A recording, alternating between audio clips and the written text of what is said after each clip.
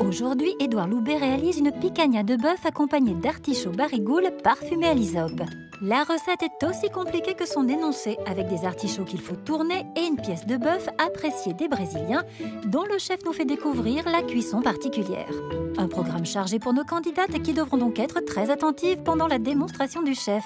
Elles ne pourront se fier qu'à leurs notes lors de l'épreuve, car elles ne possèdent pas la recette. Chef, on commence par quoi?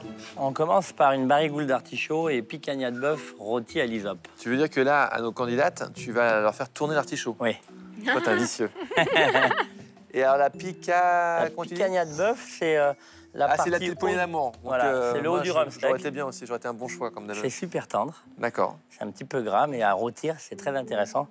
Ça nous rappellera le roast beef. D'accord. Ça se trouve facilement, tu vas chez ton boucher, tu demandes ça et on trouve facilement. Voilà, sinon on demande le haut du rumsteak. Le haut du rumsteak. Ok les filles? Ok. Ok. Alors vous achetez la viande, vous revenez et on attaque Et on y va. la démo. Et d'ailleurs, on va commencer par rôtir la viande. Allez. Comme ça. On va mettre la poêle à chauffer. Pardon. On va prendre de la fleur de sel et notre picanha de bœuf. Et puis, vous voyez, il y a pas mal de gras, donc on va pas avoir besoin de mettre d'huile ou de beurre ou quoi que ce soit. D'ailleurs, je vais en enlever un petit peu pour celui-là. On va la faire cuire du côté du gras. Ouais. Avec le gras, là, on va pas... Moi, j'aime le gras, hein. Donc, on va pas essayer de ne pas le servir. Mais par contre, s'il était tout mou et gluant, il serait pas intéressant. Donc, on va essayer de l'avoir au terme de la cuisson bien croustillant. Ok. Ah, tu mets carrément le sel. Incroyable, ça. On le met comme si on cuisait à la plancha sur le sel. Ouais. Généreux. Voilà. Ouais, assez généreux parce que le sel, il va nous faire croustiller le gras et en même temps, il va empêcher de coller. Et on va poivrer un petit peu quand même. C'est intéressant, c'est la première fois que je vois du gros sel dans une poêle comme ça.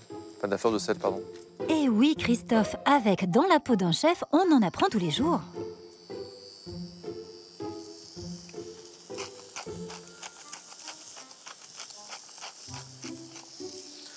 Voilà. Alors, pendant que ça rôtit, on va démarrer nos artichauts parce que ça va prendre un petit peu de temps. Donc, je vais réduire un petit peu le pied d'artichaut. Celui-là, on va le tourner comme si on tournait un légume. Ça, c'est cadeau, ça.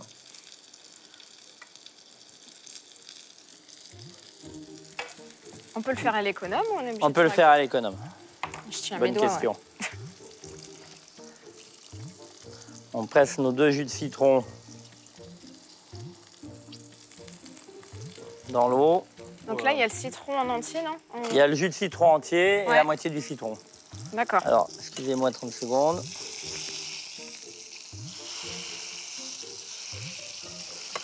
Magnifique. Mais ce n'est rien à côté de la démonstration que le chef va nous faire maintenant, l'art de tourner un artichaut. Pour votre artichaut, les 2 premiers rangs, vous allez les supprimer en les retirant comme ça avec vos doigts. Alors vous faites craquer un peu sur le côté pour que la chair reste sur l'artichaut. Si vous tirez trop sec, il y a tout qui vient avec. Et puis une fois qu'on l'a déplumé un peu comme ça, on va prendre un rang par un rang, les feuilles une par une. Et avec votre couteau de haut en bas, un petit geste qui coupe.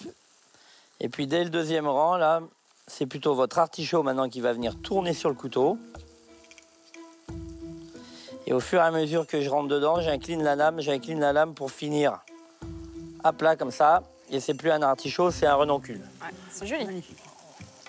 Et là, il vous faut l'économe. Ah. Vous prenez le pied à l'envers et vous épluchez la tige de l'artichaut. Là, on sent qu'il y a des années de maîtrise, non? Voilà. Très bon. Et puis, pour pas qu'il noircisse, on va le mettre dans notre eau et un petit peu de vinaigre avec. Un petit coup d'œil sur la viande que le chef pose sur le côté pour la suite de la cuisson et le chef reprend ses artichauts. Au total, il en faudra 4, alors même en utilisant le buzz, les candidates seront bien obligées d'en tourner quelques-uns. Mais pour le moment, il est temps de retourner à la cuisson de la picanha. Bien caramélisé, hein. C'est chouette ça. Hein. Ce qui est important, c'est quand l'odeur nous fait saliver, que déjà on en a envie. Alors là, ça c'est super. Et puis on enfourne, donc four ventilé à 230 degrés. Et vu la pièce, là on va mettre ça 8 minutes. Ce qui laisse largement le temps au chef de préparer une garniture aromatique avec ici un oignon et une carotte découpée en brunoise régulière. Il part la couenne de la poitrine fumée qu'il met à fondre doucement dans une casserole et en détaille un morceau en petits dés. Alors on a à peu près une quantité égale des trois. Et maintenant, on va d'abord rissoler la poitrine de salée. Pourquoi? Parce qu'on a besoin qu'elle colore un petit peu pour donner tous ses sucres. En deuxième, on va mettre nos petits oignons. Pourquoi? Parce que l'oignon, quand il est un petit peu caramélisé, il dégage un petit côté sucré aussi. Ouais. Donc on va colorer un petit peu la poitrine, on va colorer un petit peu les oignons et les carottes en dernier, puisque elles n'ont pas besoin de colorer. Alors vous voyez... Toute l'odeur que j'aime.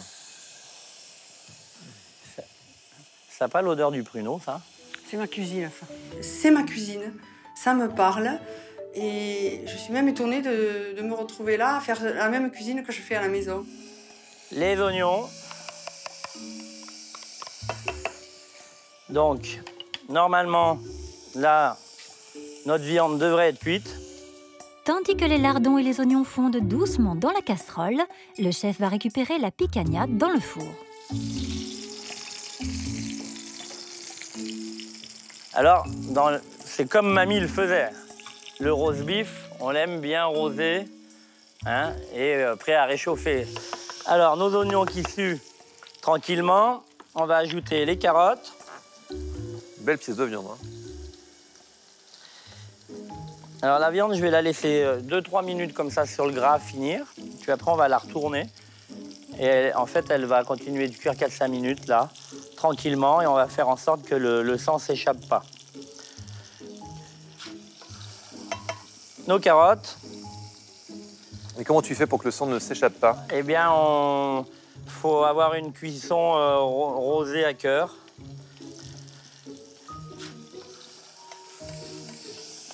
On a mis nos artichauts, on a mis les carottes. On va mettre 3 baies de genièvre. Allez, j'en mets 4.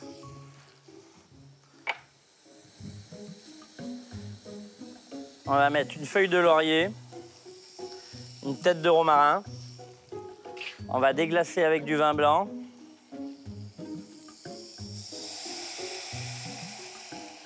À mi-hauteur. Allez, je mets tout. Et je vais prendre un petit peu de cette eau là, où on a l'amertume de l'artichaut qui s'y est mis. Et vu que c'est une petite quantité, je vais mettre le citron, mais je ne vais pas le laisser tout le long de la cuisson. On va le mettre 2-3 minutes, le citron.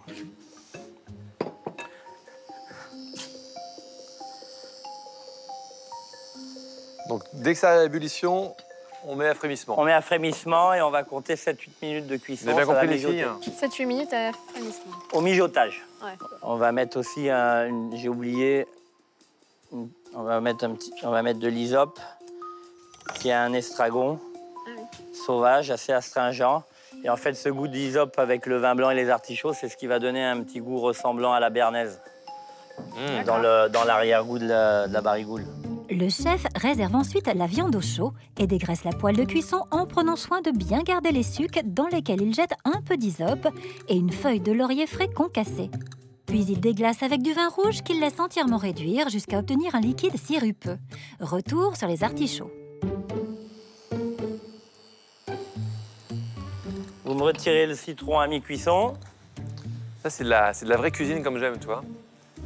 C'est le bouillon, la réduction. Vous prenez encore un peu d'hysope. Parce que ce goût cru, là, si on l'a apprécié tout à l'heure, eh bien, je vais vouloir le retrouver sur la totalité du plat, à manger le plus frais possible. Donc on va l'effeuiller, voilà, pour en mettre sur notre dressage. Et comme le vin a bien réduit dans la poêle, le chef donne quelques tours de moulin à poivre avant de déglacer à nouveau, cette fois avec du fond de veau. Édouard Loubet filtre ensuite le jus. Enfin, il ajoute dans la sauce obtenue un peu de bouillon des artichauts. Tout est prêt, il n'y a plus qu'à récupérer la viande dans le four pour dresser.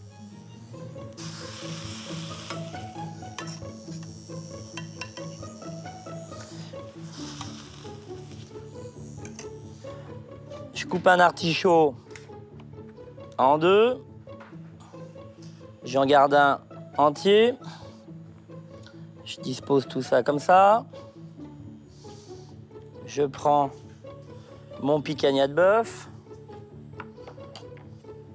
Le secret du cuisinier, c'est de goûter.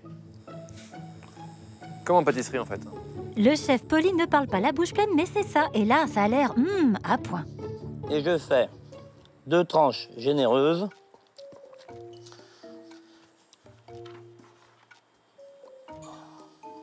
Et hop. Et hop.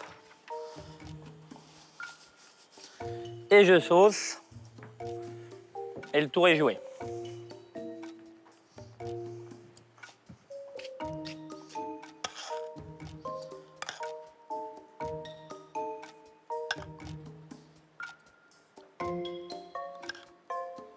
On n'entend plus un bruit.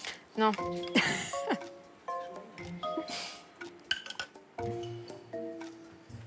Et là, on n'oublie pas d'amener plein de fraîcheur avec notre rhizope frais. Bravo, notre chef préféré. Et on retrouvera cette magnifique masterclass sur france2.fr. Toutes les recettes énigmatiques du maître Édouard Loubet, la France. C'est parti. La grosse difficulté, c'est le temps dans cette recette et le stress parce qu'il faut tout gérer en même temps, on n'est pas à la maison. Je sens déjà que ça va être un petit peu galère cette recette. Mais bon, de toute façon, on est là, donc on y va et on a la pêche.